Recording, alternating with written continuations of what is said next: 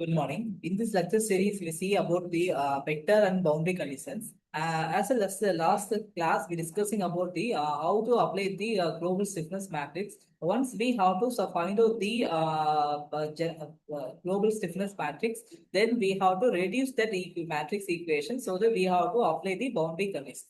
So, what are the conditions we need to for the one-dimensional problems? So as the presentation, we have to cover the crucial of the vector and the boundary conditions is solving the engineering challenging of the finite element analysis. So as the introductions of the one-dimensional finite element analysis, as a definition of the 1D problems, so the finite element analysis is a one-dimensional problem is involving the structures where the physical properties and the behavior can be described predominantly along the single axis. So the typical applications are the common examples including the analysis of bar elements under the axial load truss elements in the structural framework and the rod element the subjected to tension and compression. So here the load can be selected based upon your applications required. As per the application required, we have to identify the direction, which direction is like either is upward, downward, or left side or right side direction. So based upon your direction, the sign value also we have to intimate in the analysis solver. So then only they have to change in the direction accordingly when you are applying the load on the particular node points. So as the displacement vectors, so when we have to apply the direction of the force, okay, so along the force, we have to find out the direction, displacement vectors, okay, based upon your force and direction, okay, we want to find out the displacement vectors. So as the displacement vectors is nothing but the quantify the changes of the position of each node with the finite element for the one-dimensional problem. This is the typically a single value representation and axial momentum.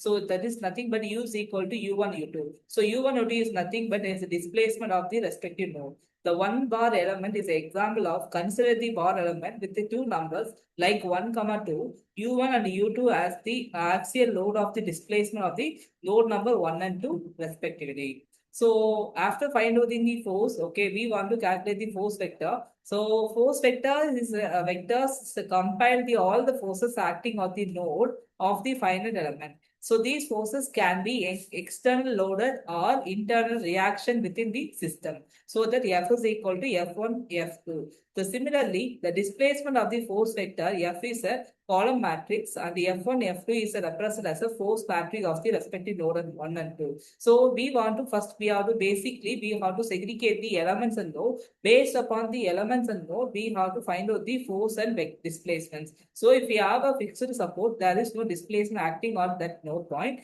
but the force will be acted in the every node point. Okay, so some problem they have to neglecting the self-weight neglections like assumption. In some problem we have to find the force on the particular respective node even though if it having a fixed support. Okay, so as they apply in the boundary condition and the displacement when summarizing the global stiffness matrix, then next step we want to substitute in the boundary conditions. So as the boundary conditions of the one-dimensional bar element, so we have to consider the scenario. So I have to consider the one-dimensional bar element as a node of 1, the subjected to the axial load of F2 at the node 2. So that the displacement and the force vectors is nothing but U is equal to U1, U2, F is equal to F1, F2. So the boundary conditions is nothing but at a particular node number 1 is a fixed end, so that no displacement on the point is 0. So if whenever the particular displacement, node number displacement value is 0, you have to eliminate the corresponding rows and column.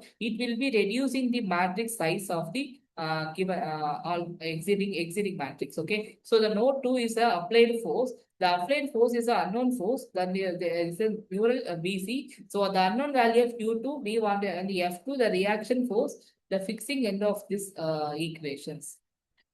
So let's summary of this equation. So as we know that the vector and boundary conditions in finite element method, we have to classify as a vector and the boundary conditions. So the vector is classified as a nodal quantities and the common vectors. So and then finally the system of equations. So the common vectors or types are the global force vector and displacement vector. The system equations are the global stiffness matrix, nodal degree of freedom. So boundary conditions is nothing but essential and the neural and the purpose. So neural is the applied force and pressure and the heat flux. So the overall we want to calculate the boundary after boundary condition. We want to find out the unknown solution of the displacement of the respective node. So that is the end solution of this problem. Thank you.